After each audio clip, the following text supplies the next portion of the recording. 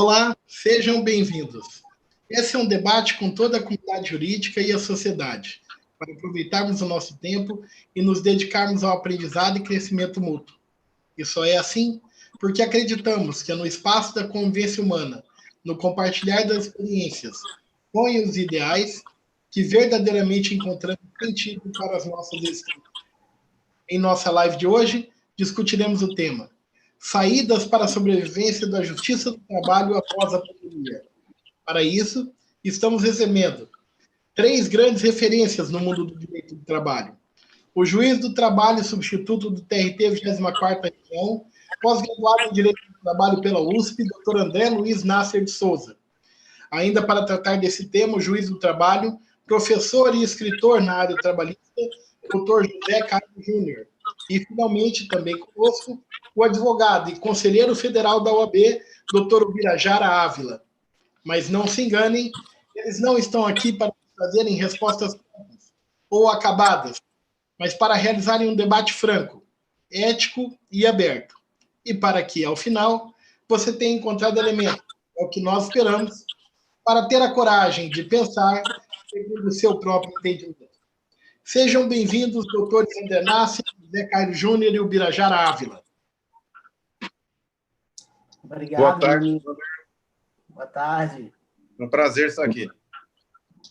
Eu digo a mesma coisa, é um prazer muito grande estar aqui com vocês e ainda mais participando dessa live aqui, que apesar de ser para todo mundo, mas direcionado também para o estado de Mato Grosso.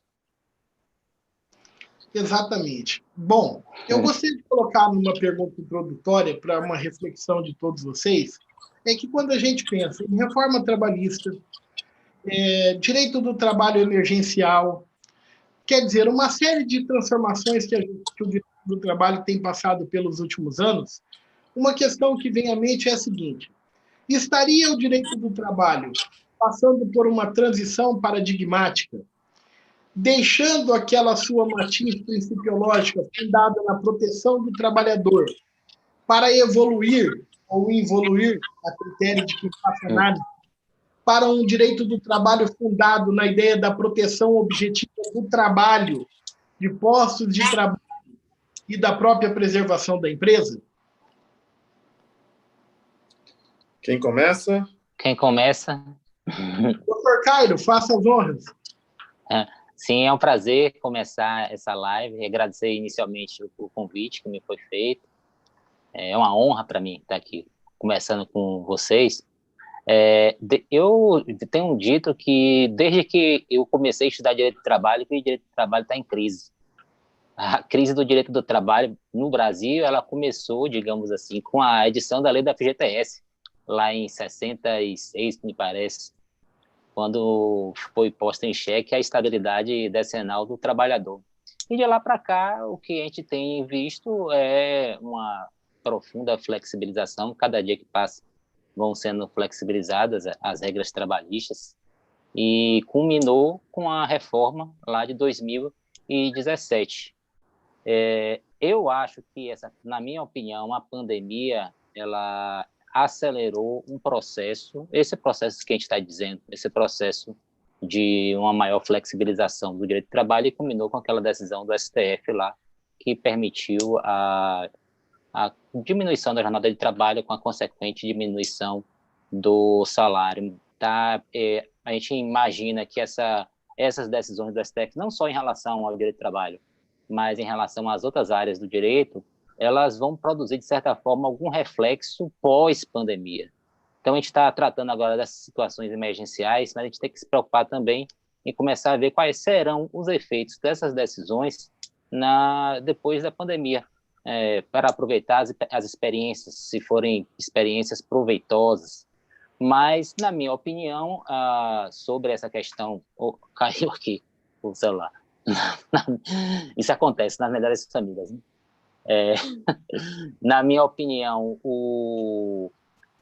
a proteção que se deve ter do direito do trabalho são para as questões dos direitos fundamentais do trabalhador, aqueles que estão preconizados no artigo 7º, aquele núcleo duro do direito do trabalho.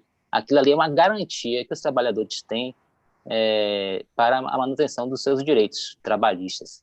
E na minha opinião, também o direito do trabalho ele deve evoluir de uma forma a simplificar o cumprimento dos direitos trabalhistas, porque, assim como no direito tributário, também no direito previdenciário, no Brasil tem uma inflação legislativa e foram criados, assim, digamos, centenas e dezenas de direitos que não são tão importantes como aqueles que estão lá previstos no artigo 7º da Constituição Federal e, de certa forma, impedem ou, pelo menos, dificultam a própria fiscalização do cumprimento dessas normas trabalhistas. Nós temos direitos que são fundamentais, o direito à segurança do trabalho, o direito à higiene do trabalho, o direito à saúde no trabalho, esses são inegociáveis.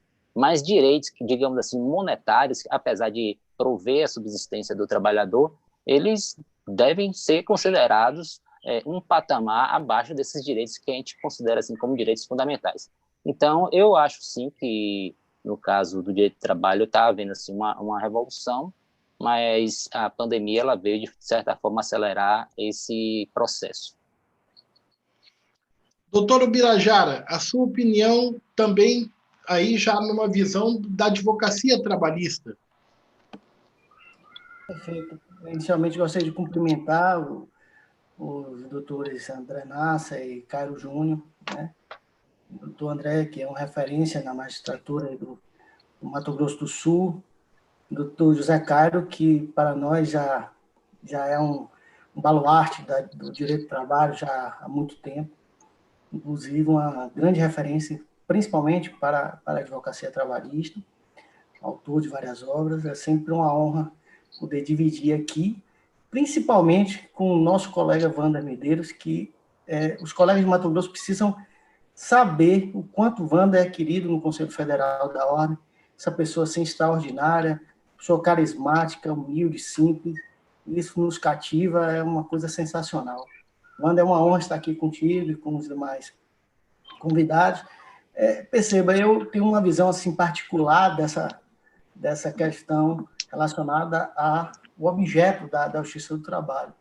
Eu acredito que essa mutação da Justiça do Trabalho já vem acontecendo há algum tempo. Me parece, durante algum tempo, essa visão, digamos assim, politizada, de que a Justiça do Trabalho é voltada essencialmente, digamos assim, totalmente para o trabalhador, vem sendo desmistificada, como bem disse o doutor Caio, principalmente diante das mudanças principalmente, normalmente, com relação à interpretação do direito do trabalho, né? Porque percebemos que a Justiça do Trabalho ela tem um âmbito muito maior do que especificamente tratar de demandas entre trabalhador e empregador, né? A começar pelas questões coletivas e também outras relacionadas à saúde do trabalhador, enfim. Então, na medida em que a Justiça do Trabalho foi tendo essa maior amplitude, digamos assim, e essa modificação da interpretação, principalmente a distribuição do ônus da prova, enfim, isso passou a ter uma outra visão, e a Justiça do Trabalho, na minha concepção, ela já há algum tempo não é tida como a justiça do trabalhador, mas sim das relações de trabalho, como você bem abordou com relação à questão da relação em si. Daí a minha perspectiva de que essa pandemia, na verdade, ela vai trazer um panorama, digamos assim, diferente, mas que, na verdade, essa mutação já vem principalmente depois da última reforma, né, que o professor Carlos mencionou. Eu me lembro, Wanda, que eu falava sempre, como eu atuo também na área civil há muito tempo, e quando entrou em vigor a última reforma, os colegas advogados trabalhistas começaram a entrar em pânico, por conta principalmente da sucumbência e com relação aos clientes, como é que os clientes iriam interpretar aquele temor e etc.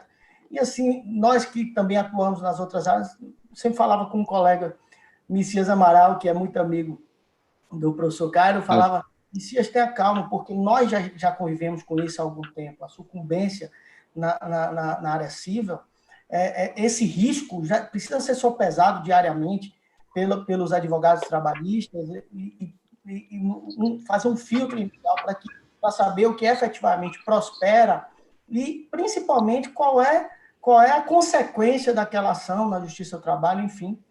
de modo que essa visão, né, digamos assim, mais retrógrada de uma justiça que é sempre favorável ao trabalhador, já vem mudando há algum tempo. Inclusive, o professor Caio, que é juiz do trabalho aqui, o primeiro no Brasil a proferir, para prolatar uma sentença, se não me engano, entrou em vigor a reforma trabalhista, meia-noite, pouco tempo depois. Foi 9 da manhã. Foi notícia no Brasil inteiro. O Brasil inteiro um trabalhador. E nós sabemos que dentro dessa perspectiva, né, a Justiça do Trabalho vem se transformando e vem efetivamente sendo uma casa que analisa as relações de trabalho de uma forma imparcial. E diante também dessas flexibilizações da legislação, esse cenário começa a ficar mais evidente, né? É óbvio que, se for pegar e analisar a maioria das ações que ingressam na Justiça do Trabalho, nós vamos ter aí essa ação trabalhista do empregado contra o empregador, enfim, a maioria esmagadora disso, mas efetivamente o que nós temos é que a Justiça do Trabalho ela tem um âmbito muito maior, portanto, eu entendo que essa visão nós já não temos já há algum tempo. Doutor André. Boa tarde, Wander. Boa tarde, caros colegas Birajara e José Cairo. É um prazer estar aqui com todos vocês e, rapidamente, sem maiores formalidades, respondendo ao questionamento do Wander, eu espero que não, né? Mas é fato que, conforme o José Cairo já antecipou, né, a gente vem de uma flexibilização do direito de trabalho desde a década de 70, da lei da FGTS, que acabou com a estabilidade decenal. Nós tivemos, dos anos 90, um período muito forte de tentativa de flexibilização das normas trabalhistas. Tivemos, após a década de 2000, mais ou menos, um relativo período em que ali se confundiram algumas normas flexibilizadoras com outras de cunho mais protetivo. Tivemos um incremento do cunho protetivo também da jurisprudência, e então, recentemente, né, desde mais ou menos de 2016, a gente vem tendo a edição de uma série de outras normas que visam a flexibilizar as relações de trabalho, o que culmina, geralmente, na retirada de direitos trabalhistas. Além disso, as decisões do STF nos últimos anos têm sido também muito desfavoráveis ao trabalhador, né? E o STF tem não só legitimado todas essas regras, como também adotado posicionamentos que acabam também por flexibilizar direitos. E me parece, Wander, que a pandemia é só mais um motivo para que se prossiga com esse processo de retirada de direitos, de flexibilização dos direitos trabalhistas. E é por isso que a gente fica, pelo menos eu, particularmente, fico tão preocupado, né? Saber como será o pós-pandemia. Eu acredito que esse processo terá prosseguimento, né? A gente terá ainda a edição de mais normas de cunho flexibilizante, e a expectativa, infelizmente, não é, ao menos da minha parte, não é boa para o trabalhador. Bom, quando a gente pensa na questão do direito do trabalho e essa transição, a existência da justiça do trabalho é colocada em xeque. Por isso, a premissa da nossa live de hoje: saídas para a existência e a manutenção da existência da justiça do trabalho após a pandemia. Porque eu acho que uma gênese que necessariamente vem à mente é: se não haverá um direito do trabalho tutelar do trabalho, como nós conhecemos, aonde se justifica a existência da própria justiça do trabalho? Essa é a grande discussão que se coloca para a gente no tempo presente, e a sua resposta dirá sobre o que será o futuro da justiça do trabalho. Antes de nós chegarmos nessa resposta, que é o grande objeto da nossa live hoje, eu gostaria de pontuar com vocês quais são os principais problemas que vocês têm diagnosticado na Justiça do Trabalho a partir dessa pandemia. Quais são os pontos principais que têm chamado mais atenção olha, esse é um dos problemas que a pandemia trouxe. E aí, não só em relação à justiça, mas ao próprio direito do trabalho, as discussões que têm surgido, o que vocês têm identificado? Doutor Zé Cairo, na sua atuação como magistrado, como professor, doutor Birajara, na sua visão como advogado, e a mesma coisa, doutor André Nasser. Vamos pontuar os problemas para depois a gente falar das soluções. Doutor Zé Cairo, vamos começar com o senhor. Certo. Aí eu dividiria assim em um problema, entre aspas, legal e em um direito material e um problema de direito processual, ou seja, da própria Justiça do Trabalho. No primeiro caso, o problema foi simplesmente uma hiperinflação de normas trabalhistas. Nós tivemos primeiro a 13979, que foi a que regulamentou tudo, as questões relativas à pandemia.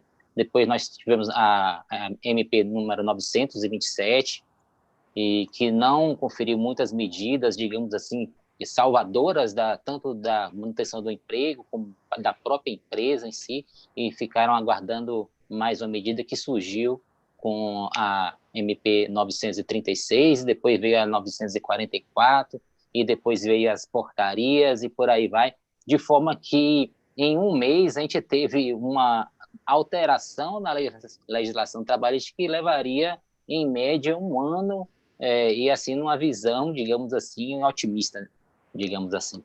Então, isso aí forçou todo mundo a ter que estudar, aplicar, e surgiu muitas dúvidas, porque as normas estão saindo e estão sendo aplicadas imediatamente. Então, na questão acadêmica, na questão da lei, nós tivemos esses problemas que a gente teve que interpretar de forma muito rápida essa normativa.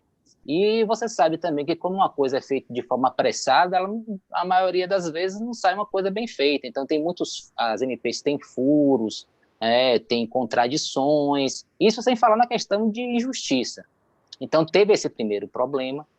Já na questão judicial, a gente verificou uma redução drástica do número de processos trabalhistas, pelo menos no TRT5. E eu acompanho isso diariamente, porque nós temos um sistema que permite esse acompanhamento, não só na minha unidade, que é a terceira vara de Ilhéus, como em todo o TRT. Diariamente eu vejo a quantidade de processos e tal. E em abril, por exemplo, entrou 42% de processos a menos do que abril de 2019, e em abril de 2019 já tinha entrado muito menos em relação àqueles meses antes da reforma trabalhista. Ou seja, com a reforma trabalhista a gente diminuiu 40%, chegou em 2019, diminuiu mais um pouquinho, e agora em 2020 diminuiu mais. Então, o que está acontecendo? A diminuição constante das ações trabalhistas. E nesses poucos processos que ingressaram, uma boa parte deles eram relacionados justamente com os efeitos da pandemia. Dispensa em massa, pedindo reintegração, ou suspensão do contrato de trabalho por pessoas que trabalham e fazem parte do grupo de risco. Então, o Ministério Público pedindo que valores depositados em ações coletivas fossem revertidos para Estado, município, para entidades, para cuidar dos efeitos da pandemia. Então, nós tivemos essas 3 categorias de ações mais comuns nesse período, que exigiram uma pronta atuação do Poder Judiciário por meio da concessão de tutela de urgência, deferindo ou indeferindo. Perfeito. Doutor Birajara, e a questão dos principais problemas que o senhor identificou a partir da visão da advocacia? Perfeito. Como o doutor Cairo falou, nós tivemos uma pluralidade de normas de formas editadas, principalmente no início ali da pandemia, e que geraram várias reflexões, principalmente diante da recenticidade dos temas, né?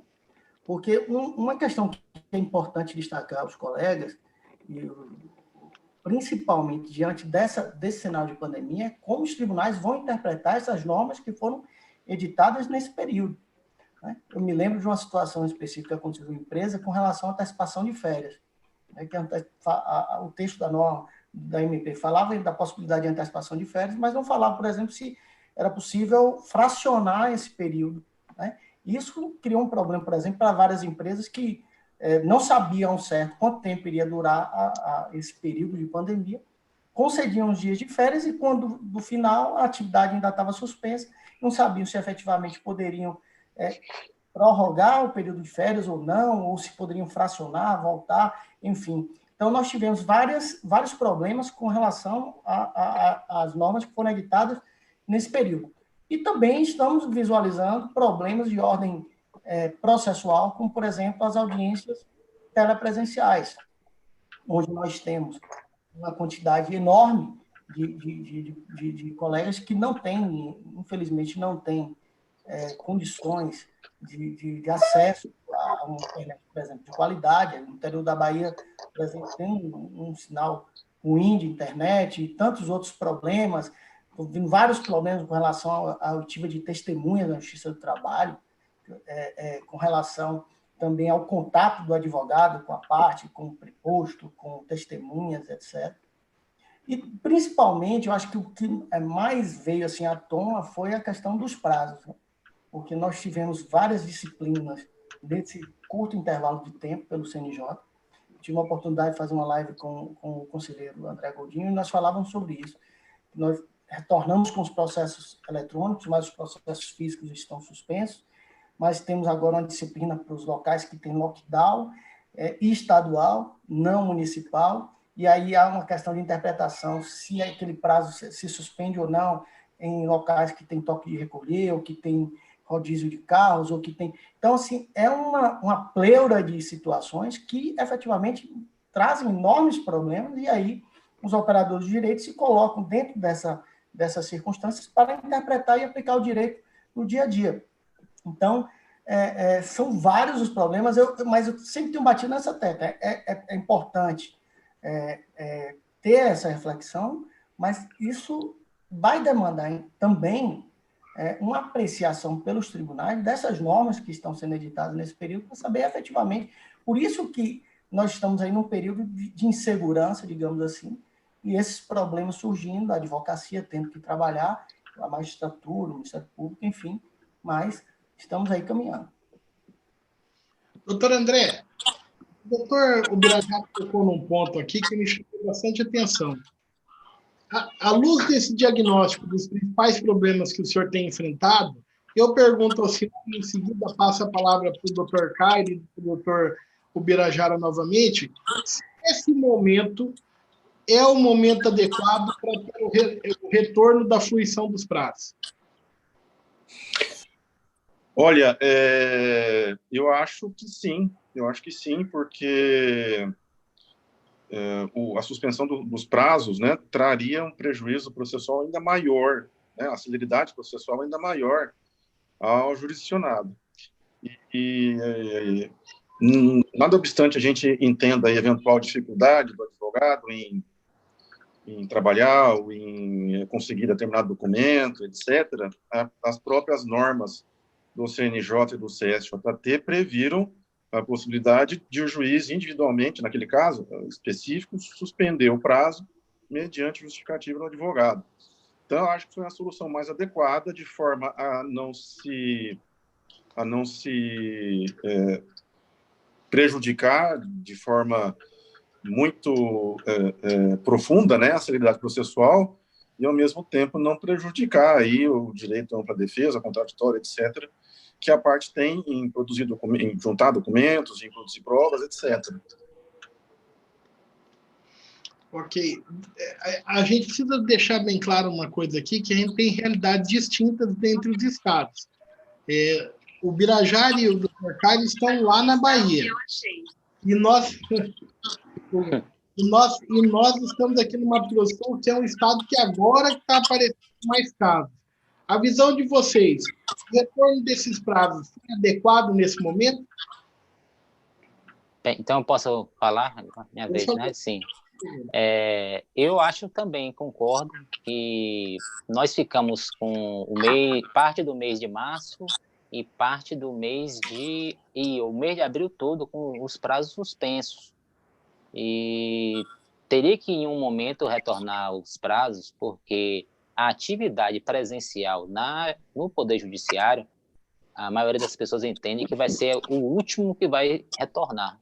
Vai retornar as atividades econômicas para os setores e tal, depois vai voltar o serviço público e, por último, seria o Poder Judiciário. Então, a gente imagina aí que isso só possa ocorrer no início de 2021.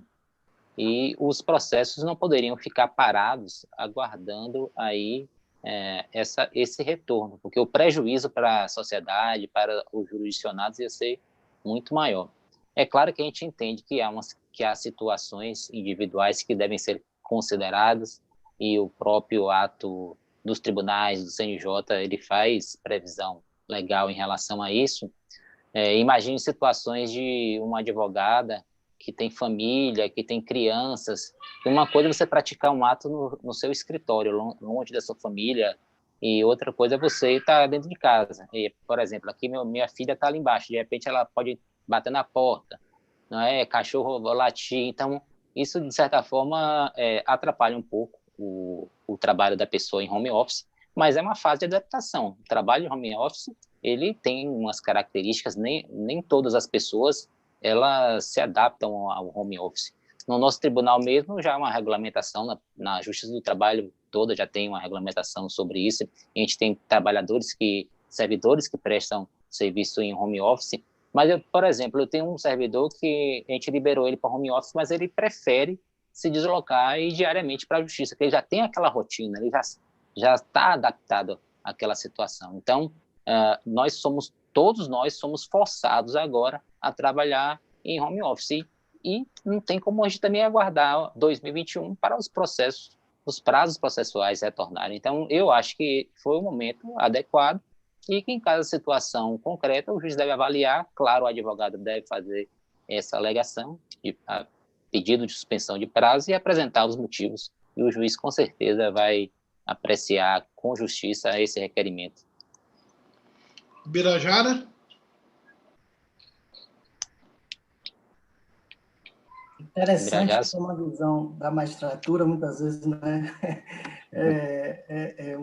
Mas nós temos aqui dois magistrados, digamos assim, progressistas, e isso nos alegra muito. O grande dilema para a advocacia, porque não há um terror pior para o advogado do que prazo, né? E o que mais assusta a advocacia é o temor de se perder um prazo, é a insegurança, principalmente diante dessas normas sucessivas do CNJ, porque, observe, salvo engano, a resolução 313 do CNJ, a primeira, previa uma suspensão automática. Inclusive, a gente tratou desse tema, uma suspensão automática dos prazos. Então, automaticamente, ao peticionar, o advogado já obtinha aquela tutela da suspensão dos prazos. Mais à frente, com relação à evolução, inclusive dos números de infectados e tudo mais, isso passou a ser dosado, depois o retorno dos prazos eletrônicos, enfim. Nós tivemos no âmbito do Conselho Federal uma pesquisa que culminou com um resultado muito apertado mesmo. Uma pequena maioria opinou para o retorno dos prazos. E essa realidade, inclusive, nos estados, foi extremamente diversa. Teve estado que teve pessoas que opinaram para não voltar ao prazo. Na Bahia, a maioria opinou para voltar, mas o fato é que aí nós precisamos ter essa sensibilidade de que, efetivamente, principalmente, Wanda, na Justiça do Trabalho, onde a maioria dos honorários dos advogados, por exemplo, dos empregados, é cotas litis, ou seja, depende do resultado da ação, isso tem uma repercussão direta na sua sobrevivência. O processo não anda, como o doutor André mesmo mencionou, se ele não anda, não tem o desfecho final, consequentemente, não tem os honorários. Então, nós percebemos essa realidade dentro da Justiça do Trabalho, né? Por exemplo, que é uma realidade distinta da advocacia criminal. Mas dentro da advocacia trabalhista, por exemplo, eu também concordo com o retorno gradativo dos prazos, primeiro os processos, e principalmente dentro dessa dialética, dentro dessa reflexão da possibilidade de suspensão. O que deixa mais a advocacia mais agoniada, digamos assim, é essa incerteza se os prazos vão efetivamente serem suspensos ou não. Aí vai efetivamente dessa avaliação, da sensibilidade, né? Nós analisamos, por exemplo, um dispositivo que está nessa nova resolução do CNJ, que fala do lockdown. né? E perceba que nem diante dessa interpretação, inclusive do próprio conselheiro lá do CNJ, mesmo nessas localidades, a suspensão não se dá de forma automática. E é o tribunal que deve postular junto ao CNJ a suspensão dos prazos. Ou seja, isso cria uma insegurança porque a maioria, e nós que somos dirigentes da ordem, somos acessados, você bem sabe disso, por toda a advocacia querendo saber, está suspenso, não está suspenso, enfim. Mas o fato é que essas peculiaridades vão sendo dirimidas dentro de cada processo, mas efetivamente há um acerto, na minha visão, do retorno dos prazos e gradativamente os processos eletrônicos. E tem um dado, não sei se os colegas, e principalmente juízes, sabem desse dado, com certeza sabem, nós temos hoje no Brasil cerca de 75% dos processos já digitais. Né? Era um número, por exemplo, que eu não tinha conhecimento. Eu achava que a grande maioria dos processos ainda eram físicos, mas hoje nós temos números do CNJ. Mais de 75% dos processos já são digitais. Daí, ao meu ver, o acerto da medida. Bom, eu vou cumprimentar aqui as pessoas que estão acompanhando a gente aqui pelo chat. O Éder Ferreira de Araújo Júnior, Marcelo Brito, o Franciane Advocacia, né? O Medeiros, lá o pessoal do meu escritório, o Arena Rafael, a Kathleen Olinda, o Beto Teixeira, secretária adjunto, secretário-geral da OAB aqui em Dourados, a Bianca Beatriz, a Daniela Soares, muita gente questionando, muita gente agradecendo pela live e dizendo que está gostando de quem está discutindo aqui. E também quero chamar as pessoas que estão nos assistindo agora para a gente realizar uma ação em conjunto. Dá o joinha desse vídeo para que ele possa ter mais alcance dentro da plataforma do YouTube. Então você vai lá e marca o joinha. Depois de dar o joinha, compartilhar nas suas mídias sociais, chamar mais gente para vir aqui conosco e se inscrever no nosso canal para ter acesso a esse e outros vídeos quando eles forem sendo publicados. Jean Carlos já deu o joinha aqui. Valeu, Jean Carlos. Clica aí para a gente aí para dar esse joinha. Quero comentar também a CEDEP, que é a nossa patrocinadora, apoia o nosso programa aqui, o software jurídico de acompanhamentos processuais. Um abraço para o Tomás da CEDEP. E dizer que hoje o doutor Ubirajara e o doutor Caio disponibilizaram um livro para nós fazermos o sorteio. E nós vamos sortear lá na comunidade do canal o livro OAB Doutrina 3 em 1, da coleção OAB Doutrina 3 em 1. Trabalho, processo, trabalho, direitos humanos, direitos difusos internacionais. O Dr. Caio é um dos escritores. Nós vamos fazer esse sorteio lá na comunidade do canal. Assim que encerrar o programa, como de sempre, a gente coloca lá o link de sorteio da comunidade. Você que ainda não faz parte da comunidade, tem o link aqui na descrição do vídeo para poder fazer parte. É só se inscrever lá, entrar para a comunidade, você vai ter acesso a esse sorteio. Bom, evoluindo aqui o nosso debate, um tema que tem sido palpitante e objeto de muita discussão é a questão da realização das audiências telepresenciais. Por quê? Voltaram aos pais, o Conselho Federal fez um requerimento para que não houvesse a realização de audiências telepresenciais, pelo menos as de instrução, não as de conciliação, mas as de instrução. Esse requerimento foi feito, subscrito pelo Conselho Federal, a partir da Comissão Nacional de Direitos Sociais, da qual eu faço parte como secretário adjunto, como secretário-geral, e também pela Associação Brasileira dos Advogados Trabalhistas. Mas o Conselho Superior da Justiça do Trabalho indeferiu esse requerimento e está cobrando que os tribunais regulamentem a forma de realização das audiências telepresenciais, as audiências de instrução. Então, aí eu vou começar pela visão dos juízes, para verificar, doutor Caio, como que vocês vão trabalhar esse conceito aí na Bahia, como que vocês imaginam que deva ser o ideal dessas audiências, com o doutor André Nasser, e aí a visão do Bira em cima do que está sendo a visão da magistratura. Inclusive, eu já fiz uma instrução antes daquela norma do CNJ, do CSJT, que fixou um cronograma, um calendário para a realização das audiências. Eu fiz uma audiência de instrução e deu muito trabalho fazer essa audiência.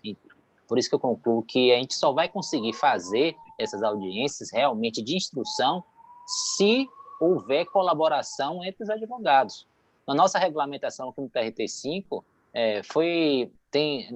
pela redação, pela literal, se uma das partes não quiserem iniciar a audiência, pode dizer, não, eu não quero prosseguir na audiência.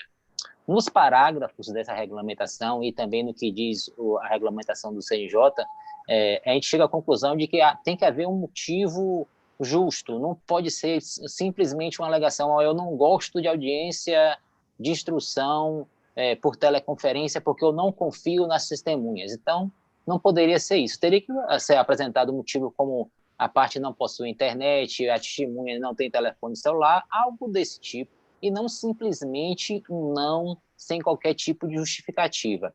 Quando eu fiz essa audiência de instrução, como não havia uma regulamentação, eu senti dificuldade porque demorava muito a comunicação, eu ditando para o secretário de audiência os depoimentos, tanto da parte quanto da testemunha. E uma audiência simples, com a ouvida de uma testemunha, durou quase 2 horas.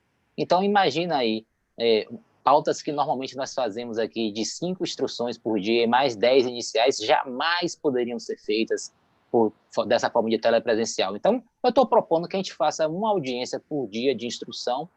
Vou fazer uma audiência na segunda, outra na terça, outra na quarta, e de forma bem flexível, exortando para que as partes também contribuam para a gente dar essa parcela, para a gente, de certa forma, vivenciar e ver como é que é na prática essas audiências telepresenciais, mas, de qualquer forma, a regulamentação fez relembrar uma norma que nós temos no CNJ, de 2010, que regulamenta, que disciplina os depoimentos das testemunhas por videoconferência, e diz lá que não é necessário registrar o depoimento das partes, não é obrigatório registrar o depoimento das partes ou das testemunhas. Isso aí vai facilitar muito, porque vai dar um maior dinamismo à audiência, não vai precisar o juiz ficar repetindo. Simplesmente a parte vai falar e vai ficar já registrado automaticamente na videoconferência.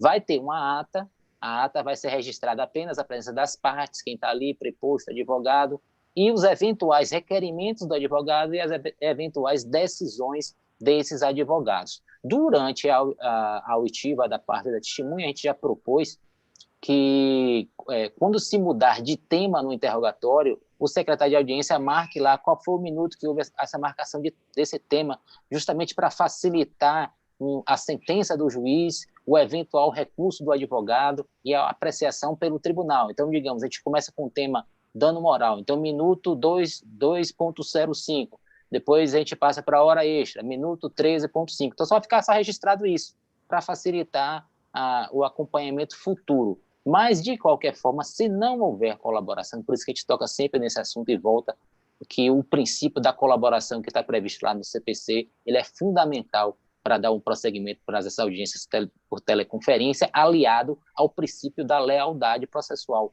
Está havendo muito questionamento sobre a lisura do depoimento das testemunhas, mecanismos que podem ser utilizados para fraudar. E isso é um tema que a gente pode passar um dia todo falando. E, de forma resumida, é isso aí. O senhor tocou num ponto aí da simplificação do procedimento. Depois o doutor André Nasser já me responde também sobre isso. Mas o senhor acha que essa simplificação permite também a gente sublimar aquele modelo já vetusto, porque outros ramos do direito já abandonaram isso, direito penal, processo civil, da audiência presidencial e a perguntação ser feita direta do advogado para a parte? No processo do trabalho, o TST entendeu que não se aplica essa pergunta diretamente. Eu acho que não tem prejuízo nenhum. Se o juiz entender que é possível e nenhum advogado arguir nulidade, a gente faz ali uma negociação processual, que vai ser muito comum nesse primeiro momento das audiências telepresenciais. A gente tinha observado isso. Porque nesse início de audiência, o que a gente vai procurar fazer é justamente essa negociação processual, para permitir que a audiência avance. Então, quantas testemunhas você vai ouvir? Eu vou ouvir uma, eu vou ouvir 2. Isso aí é uma negociação processual que sempre existiu na Justiça do Trabalho. Apesar da instrução normativa do TST dizer que não é possível, mas que depois de uma ADI do STF transformou-se em uma recomendação, a gente entende ser possível essa negociação processual formal, porque ela sempre existiu informalmente no processo do trabalho. Doutor André? Bom, em primeiro lugar, falando da questão das audiências, né? Tanto o CNJ quanto o TST, em conjunto com o CSJT, haviam baixado uma norma autorizando o retorno das audiências de instrução e audiências unas a partir do dia 25 de maio, né? Posteriormente, a OAB se manifestou no sentido de que requereu ao TST que 5 de maio. revisse isso, né, para que não se realizasse, ou não se autorizasse a realização de audiências de instrução, e o TST respondeu dizendo que manteria, e dando a entender que, inclusive, a realização de audiências era obrigatória.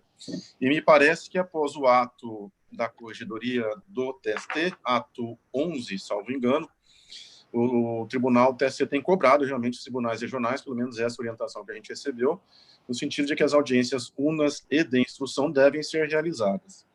Bom, existem vários problemas que, na minha opinião, impedem, problemas de ordem, inclusive, prática, né, que impedem a realização dessas audiências. O primeiro é que o CPC, o artigo 385, parágrafo 2º, estabelece a incomunicabilidade, né, dos depoentes, das partes, durante o depoimento, e das testemunhas, artigo 456 do CPC e artigo 834 da CLT.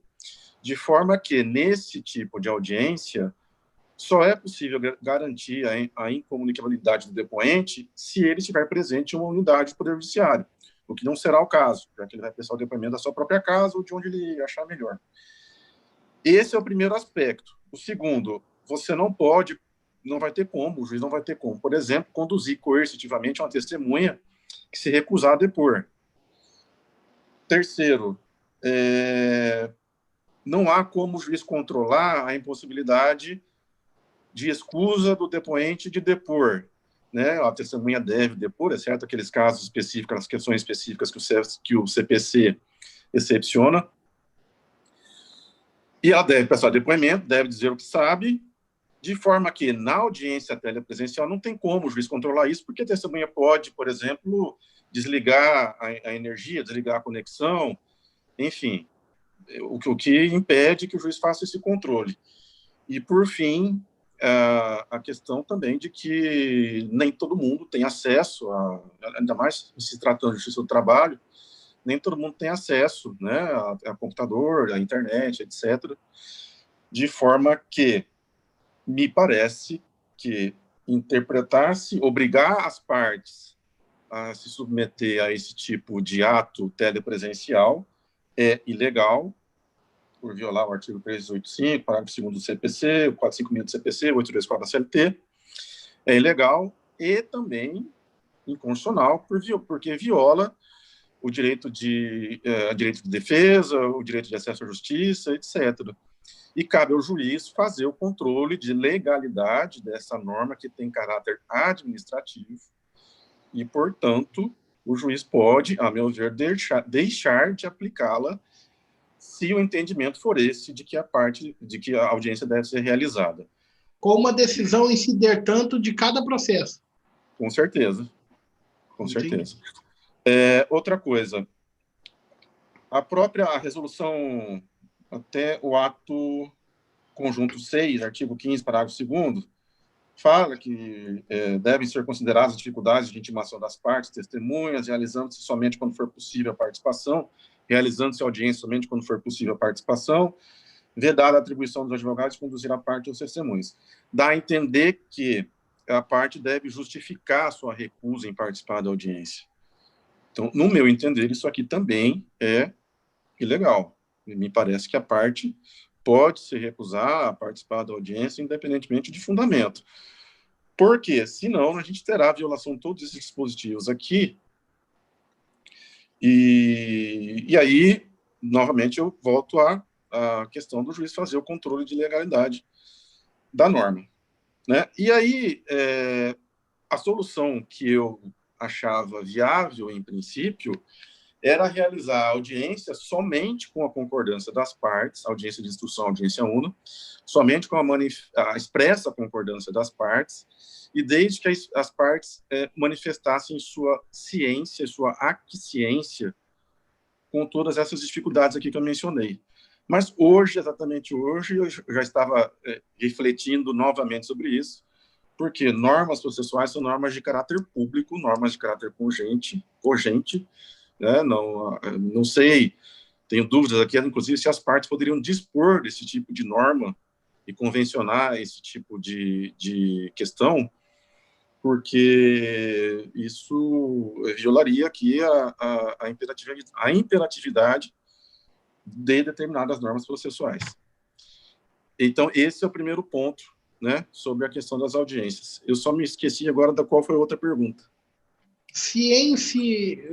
Deixando menos formal a realização da audiência, poderia também aplicar um entendimento que permitisse a perguntação direta da parte dentro do processo, evitar o sistema presidencialista que nós temos hoje. Sim, o entendimento do TST é que mantém o procedimento de que o juiz conduz as perguntas. Existe a instrução normativa, que eu não me recordo o número, que, como bem lembrou o colega José Cairo, foi transformada, entre aspas, em recomendação pelo STF, e assim como ele, eu também já refletindo melhor sobre isso, eu acho até que no outro evento eu já tinha dito ao contrário, mas acho que refletindo melhor eu passo a considerar que também é possível, que não haveria problema nenhum não, do advogado fazer as perguntas diretamente, não haveria inclusive nenhum óbice legal. Interessante. O Birajara, o seu depoimento agora, depois da fala de dois magistrados, como esse que colocaram pontos de vista interessantíssimos sobre a matéria, mas eu vou confessar, antes que o doutor Birajara fala, que eu tenho um constrangimento pessoal enquanto dirigente de ordem que somos, né, o Bira, que, de fato, voltar os prazos ou não voltar os prazos é um dilema, porque ao mesmo tempo que a gente vê colegas com inúmeros problemas para cumprimento de prazos, né, questão de casa, questão de logística e tudo mais, a gente também vê colegas com inúmeros problemas porque precisa que o processo ande para receber honorários, para ganhar alguma coisa. Então, é um dilema muito grande que nós passamos. Agora, a realização da audiência de instrução, ainda que feita online, o que eu acho que a única coisa que não se pode colocar e não se pode admitir que se coloque é a obrigação do advogado receber no átrio do seu escritório as testemunhas e a parte. Quer dizer, expondo o advogado a ter que receber 4, 5, 6 pessoas dentro do seu escritório, e aí a questão do contágio. Então, se pensar numa audiência online, que seja feita com a testemunha na casa dela, com a parte na casa dele, e assim sucessivamente. Você concorda com esse ponto de vista, Bira? Qual a sua visão sobre essa discussão que nós estamos colocando em relação às audiências? Perfeito. Observe que são pontos de vista totalmente distintos, né? Mas eu assumo uma posição intermediária, digamos assim. Porque, na verdade, o que está em xeque é a segurança jurídica. Eu queria fazer uma comparação aqui, um tanto quanto grotesca, mas, por exemplo, quando se fala de citação, né? Você vai falar com um civilista, a citação tem que ser para oficial de justiça, etc, etc. E a citação sempre foi postal, por exemplo, da Justiça do Trabalho, e se falava muito da insegurança do cumprimento de um ato que é fundamental, da formação da um triângulo processual, efetivamente, e tal. Em seguida vem um CPC e muda e torna isso até mesmo uma regra, com forma de dinamizar o processo. Mas o que está em xeque é, efetivamente, a segurança. E observe que essa mutação dessa interpretação, desse entendimento, hoje vigora no processo civil normal. Né? Então, o que eu percebo? Eu percebo o seguinte: de um lado tem a questão da segurança com relação ao procedimento, do lado da necessidade imperiosa de se aperfeiçoar, de se realizar o ato diante do problema que nós estamos passando. E também diante da própria, digamos assim, modernização. Né? Há quem fale que, inclusive, a pandemia está antecipando situações que efetivamente iriam acontecer lá na frente.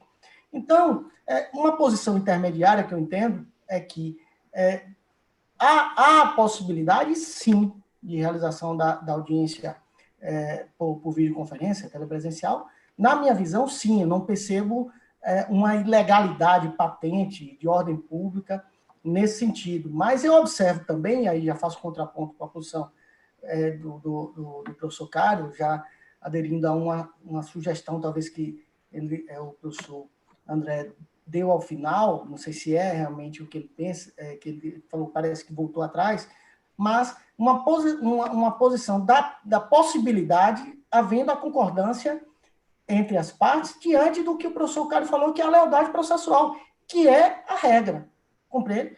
Então, assim, a regra é que a presunção, digamos assim, a presunção é de que os atos processuais se deem dentro da legalidade, que ninguém está instruindo testemunha, ninguém desligaria o computador, que ninguém causaria uma situação voluntária e proposital para criar uma nulidade, né? Então, dentro dessa perspectiva, e nós sabemos, dentro da advocacia, quais são as circunstâncias que isso se opera, até muitas vezes por conhecimento com o outro colega, né? Você tem um colega que você tem um conhecimento e sabe do caráter dele, você acaba por anuir diante desse perfil e etc., de realização da audiência, havendo essa concordância, há, para mim, a perspectiva de possibilidade da realização da audiência. Mas aí eu faço esse contraponto na medida em que, havendo qualquer manifestação de uma das partes, através de seus advogados, acerca da impossibilidade ou da recusa da realização, dessa forma, para mim, não haveria sequer campo para aferir a plausibilidade, a motivação da recusa. Para mim, muitas vezes, inclusive, só chamando a atenção que essas questões aparecem dentro da advocacia. Muitas vezes o colega ele tem até um constrangimento, né, em dizer, por exemplo, que o seu cliente ou que ele tem uma dificuldade de um sinal da internet, etc. Eu já vi algumas pessoas falando de partes que não tinham condição de ter internet porque, efetivamente, não tinham dinheiro para colocar crédito no celular. Então, assim, dentro dessa avaliação, eu entendo que essa recusa, essa negativa de realização da audiência, deve ser aceita, independentemente da motivação. Mas, na medida em que há concordância entre as partes, entre os seus advogados, da realização, porque muitas vezes ambos os polos têm interesse no desfecho logo daquele processo. Seja porque, às vezes, até com a instrução, se evidencia uma possibilidade de um acordo.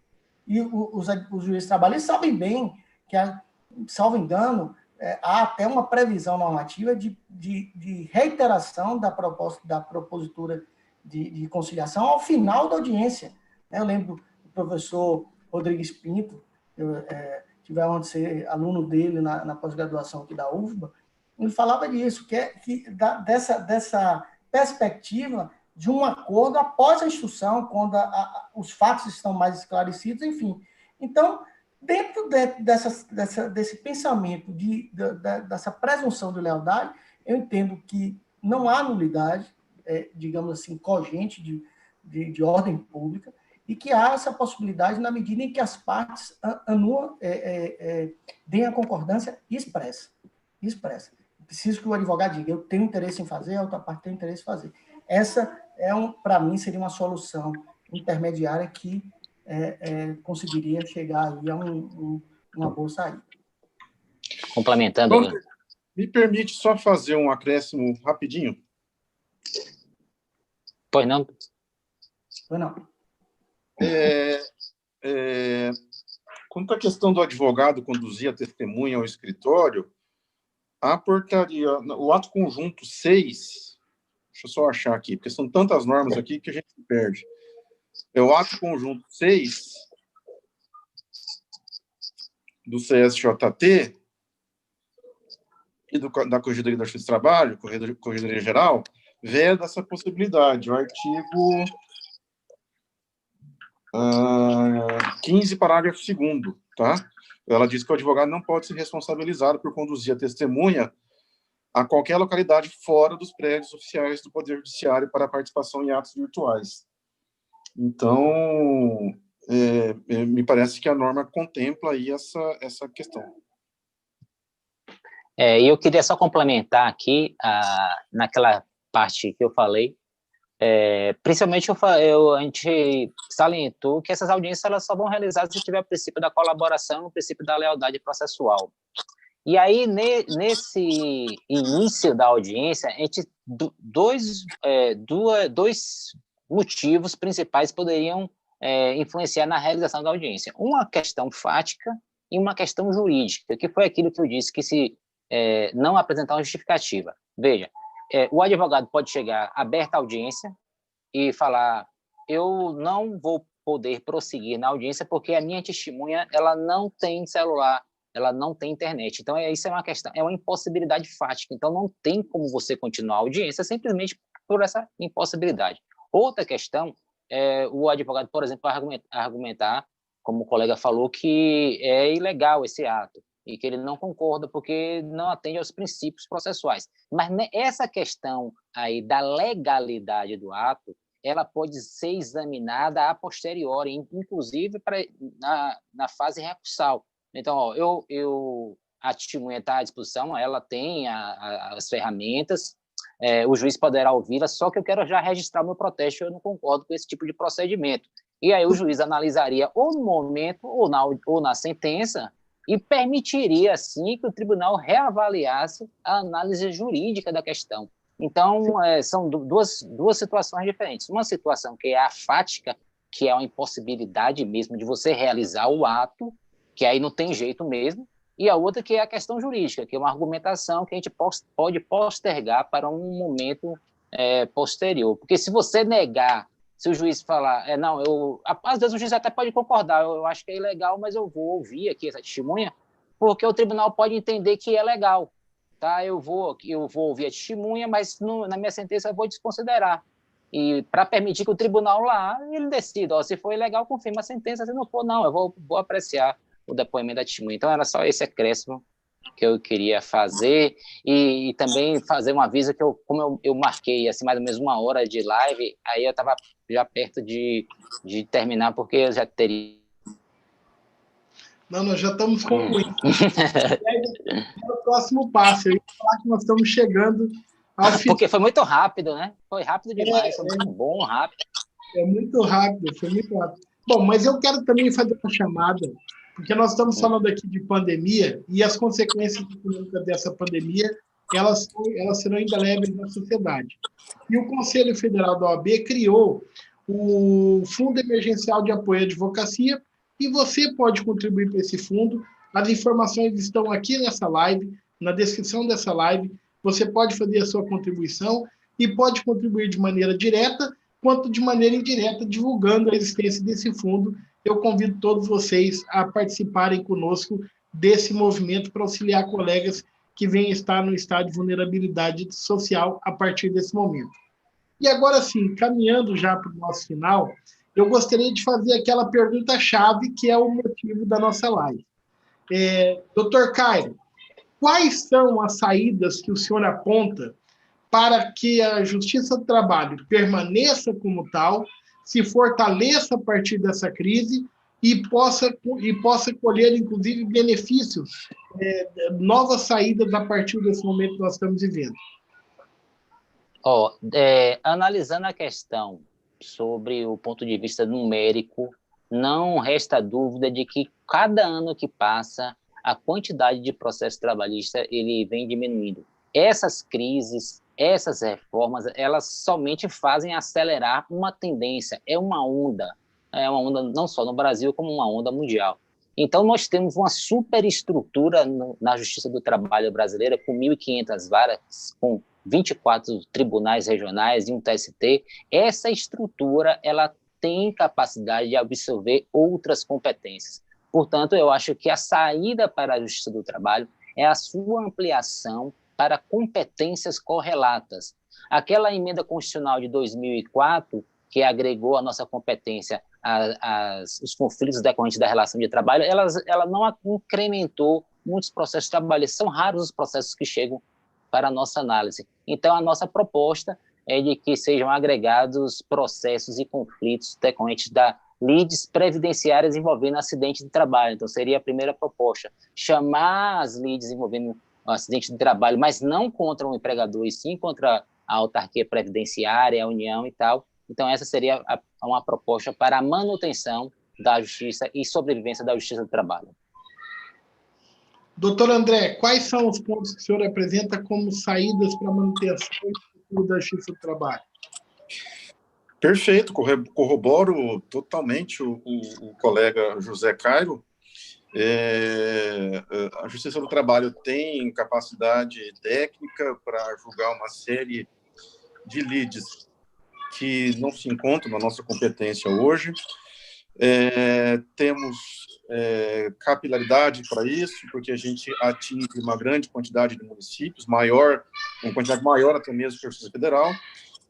E, inclusive, a gente vê da parte tanto do STJ, a quem cabe julgar alguns conflitos de competência, quanto do STF, um esvaziamento da emenda constitucional 45 de 2004, cada vez mais. Isso, inclusive, tem sido tema de trabalho parece que da Ana Mata, né? Tanto a questão da ampliação da competência, quanto esse trabalho de acompanhamento da jurisprudência, que cada vez mais vem reduzindo de forma, me parece, contrária à Constituição, a nossa competência. E outro aspecto que eu acho que deve contribuir para que a Justiça do Trabalho prossiga com sua função primordial é que os juízes não se afastem da Constituição, que façam o controle de constitucionalidade das normas, das leis, das medidas provisórias, que não se afastem do que diz a Constituição, que não se afastem dos direitos fundamentais,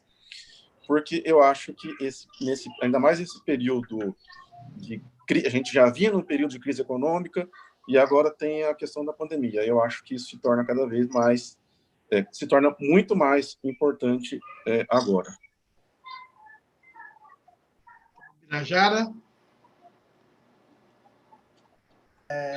Veja bem, Wanda, na verdade, o que nós estamos vendo já há algum tempo é um processo de sucateamento da Justiça do Trabalho. Eu tinha até separado aqui uma foto para mostrar aos convidados e aos nossos colegas que estão acompanhando. Em 2016, eu era presidente da subseção Vitória da Conquista, é a segunda subseção maior aqui da Bahia. Nós fomos a primeira a realizar um ato em defesa da Justiça do Trabalho diante daquela questão do corte de orçamento. E duas situações específicas me levaram a uma reflexão muito grande em torno dessa situação, porque até então a advocacia achava que aquilo era uma fantasia, aquilo não estava acontecendo. Eu fui ao juiz do trabalho aqui da nossa cidade e pedi a ele, nós temos uma van que transporta os advogados para a Justiça do Trabalho, eu pedi a ele, então, uma vaga para estacionar essa van na frente da Justiça do Trabalho. Ele falou, tudo bem, eu lhe dou. Eu falei, ótimo. Aí ele falou assim, agora você tem que trazer a tinta para pintar a vaga para estacionar a van. E a outra foi uma situação que eu fiz um evento aqui, um evento brilhante, talvez dos melhores que já ocorreram aqui na cidade, com o ministro que hoje é presidente do STJ, o ministro Humberto Martins. E nós fizemos no auditório da Justiça do Trabalho, e o juiz diretor na época falou, Bira, você faça na parte da tarde, porque deu 6 horas, nós cortamos a energia da vara por conta para economizar a vara. E aquilo me sensibilizou de uma forma, porque foi que chamou a atenção para o processo que se evidenciava de sucateamento da Justiça do Trabalho. Pois bem, e aí, coincidentemente, nós fizemos uma live, eu e o professor Cairo, no dia 17 de abril, e por coincidência, no dia anterior, o Supremo analisou o mérito da ADI 3395. Né? Eu vou, na verdade, propor uma saída diversa dos magistrados, mas que eu tenho certeza que eles concordam também. Porque, na minha perspectiva, eu estou uma advocacia muito forte na área previdenciária, nós entendemos que a Justiça Federal funciona muito bem dentro das demandas previdenciárias, com uma estrutura muito bem alocada, as perícias, os locais físicos, as especialidades, enfim. Para nós é um contrassenso, por exemplo, quando o juiz identifica, dentro de uma moléstia, de uma incapacidade decorrente de acidente de trabalho, ter que declinar a competência da justiça comum. É a derrota para qualquer advogado previdenciarista. Então, nós entendemos que essas demandas devem sair da justiça comum para ir para a justiça federal. Esse é um sentimento da advocacia previdenciarista. Mas nós entendemos que, talvez agora, com a força da OAB, com a força da magistratura, principalmente da Ana Matra, que está sensível com a diminuição das demandas trabalhistas, forçar uma iniciativa de um projeto de lei para dizer o que o legislador constitucional quis dizer em 2004. Porque, observe, está lá no artigo 114, uma competência para as demandas que, inclusive, envolvam entidades públicas, né? Autarquias, enfim. E aí vem o Supremo e cria e o professor Caio abordou isso muito bem na live que nós fizemos, uma inovação para separar as relações estatutárias e as relações que ele chama jurídico-administrativas, para retirar da competência da Justiça do Trabalho o que o legislador quis colocar lá dentro. Eu tive a curiosidade, inclusive, Wanda, de ir na exposição de motivos daquela emenda e, na verdade, o que se tinha era um sentimento de amplitude, de ampliação da Justiça do Trabalho, e vem um Supremo e dá uma decisão. A medida cautelar foi decidida em 2005 e referendada em 2006. E criou uma anomalia que nós, advogados trabalhistas, os colegas que estão vendo, lembram bem disso, que ficou tão confuso que nós precisávamos estudar as notas taquigráficas dos votos dos ministros, e a conclusão do Supremo, que foi no voto do ministro Marco Aurélio, dizer o seguinte, que a competência se dava de acordo com o que o advogado pedia na petição inicial. Então, muitos colegas, inclusive, preferiam, por exemplo, numa relação receber somente saldo de salário e FGTS para que a competência fosse para a Justiça do Trabalho, que funciona bem. Porque nós sabemos, por exemplo, que o Tribunal de Justiça do Trabalho não funciona. Ele não consegue dar vazão às demandas, são submetidas ao seu crivo. Então, os advogados intentavam essas ações perante a Justiça do Trabalho, alegavam um contrato nulo, enfim. E observe que já naquela época o STJ tinha uma posição, inclusive, diferente do STJ, do STF. O STJ tinha, inclusive, para trabalhos, vínculos temporários, que a competência seria da Justiça comum, da Justiça comum, Justiça do Trabalho, perdoe. E aí vem o Supremo, em pleno 2020, com a Justiça do Trabalho totalmente esgotada. O Conselho Federal pediu para que o julgamento se desse de forma presencial.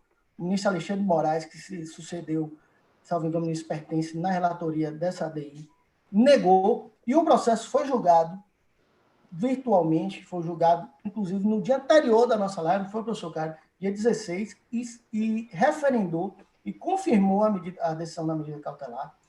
Ou seja, o Supremo tinha uma chance de colocar as coisas no eixo, que era o quê? Trazer para a Justiça do Trabalho todas as demandas que envolvem relação trabalho, que é o texto que está lá na Constituição, que envolvam servidores estatutários, seletistas, de qualquer natureza, temporários, reda, enfim, porque isso iria, inclusive, desafogar a justiça comum, Wander.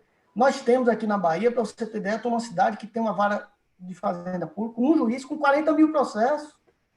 O professor Caio sabe, nós temos uma vara de fazenda pública em Lauro de Freitas, tem mais de 200 mil processos, e tantos, 200 mil processos. Então, essas demandas, inclusive, aí eu vou pegar um gancho aqui do doutor André Nasser, a Justiça do Trabalho tem uma estrutura fantástica para isso. Essas demandas envolvem matérias muitas vezes batidas, digamos, incorporação de quinto, etc. Então, muitas delas não demandam sequer audiência, que poderia, por exemplo, abarrotar a Justiça do Trabalho, isso não aconteceria. Então, para mim, a solução viável, que, digamos assim, uniria o útil ao agradável, seria uma iniciativa legislativa para a emenda constitucional para dizer, no artigo 114, o que ele já disse. É dizer textualmente, para aí não ter como o STF desvirtuar esse entendimento, para dizer que ali estão inseridas as relações estatutárias, de qualquer outra natureza, inclusive jurídico-administrativas, que é uma figura, inclusive, que eu não conhecia. Eu tive, inclusive, me perdoe prolongar, porque esse tema é realmente muito palpitante. O professor Caio fez essa observação, e eu vi agora, no voto do ministro Lewandowski, que ele suscita o elemento histórico. Ele diz que a emenda constitucional quis avançar sobre campos tradicionalmente, historicamente, ocupados pela Justiça Federal e pela Justiça Comum. Ou seja, digamos, não havia um conteúdo denso, um conteúdo firme do ponto de vista jurídico, para retirar da Justiça do Trabalho o que o legislador constitucional quis inserir. Então, assim, na minha perspectiva, eu acho, assim, de ordem prática, eu já conversei com alguns colegas, nós enfrentaríamos uma oposição muito grande de municípios, estados, porque tem medo do resultado efetivo desse processo, né, Wanda? Doutores André e doutor Caio. Por quê? Porque, efetivamente, a Justiça do Trabalho ela tem uma celeridade muito maior do que a Justiça Comum. Então, para mim, a alternativa que eu proponho é uma iniciativa legislativa com apoio de todas essas entidades, ANAMATRA, OAB, etc., para que a emenda constitucional faça valer a emenda constitucional para colocar no âmbito da Justiça do Trabalho as ações também relacionadas a servidores públicos, estatutários, enfim. Isso aí seria um sucesso total e a gente conseguiria manter a rigidez da Justiça do Trabalho. Muito bem. Eu quero agradecer a presença de todos vocês. Agora a palavra aberta para as considerações finais de cada um, para a gente fazer o encerramento. Doutor Cairo, por favor. Eu queria renovar o agradecimento que eu fiz no início aqui, do convite que me foi feito. Mais uma vez, é uma honra de verdade estar aqui junto com as pessoas ilustres e debatendo temas tão importantes como esse. Era só isso, agradecer mesmo. Doutor André Nasser. Da mesma forma, agradecer a você, Wander, pela oportunidade, agradecer aos colegas José Cairo e Ubirajara pelo debate que nós tivemos aqui. É uma pena que não temos mais tempo, porque esse tema aí renderia aí muito tempo de discussão. Mas agradecer a todos pela participação e a audiência daqueles que nos assistiram. Ubirajara. De igual modo, agradecer muito, Wander, ressaltando o seu carinho, o seu carisma, né? Agradecer também a presença do professor José Cairo, do André Nasser, que assim, abrilhantaram, né, digamos assim, esse evento, essa live do nosso querido irmão Wander e todos aqueles que nos assistiram. Eu queria deixar um grande abraço a esse querido amigo. Wander, você é sensacional, conte sempre conosco. Dizer que a Bahia aqui está de braços abertos para acolher o doutor André, o doutor Wander, quando essa pandemia passar, para que possamos nos abraçar, né, enfim, porque acho que não tem coisa pior do que, principalmente o baiano, né, Zé Caio, que é tão caloroso, tão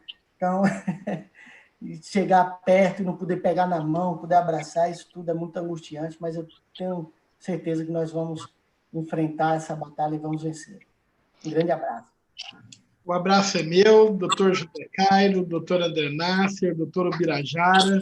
É uma felicidade estarmos aqui. O tema demanda bastante debate, nós vamos voltar a ele no futuro. Podem ficar tranquilos que a gente se compromete a retornar esse tema em outras oportunidades. Agradeço. Quem quiser participar do sorteio tem que entrar para a comunidade do canal. O link está aqui na descrição do vídeo, é só rolar aí e entrar. Já vou colocar, terminou aqui, já vou colocar o sorteio lá na comunidade. Agradeço a todos e, sobretudo, agradeço você que ficou conosco, que está assistindo esse vídeo em alguma outra oportunidade, e dizer o seguinte: de tudo que nós falamos aqui, das saídas que nós colocamos aqui, em algum momento você se estimulou, ao menos por um segundo, a pensar segundo o seu próprio entendimento? Até a próxima!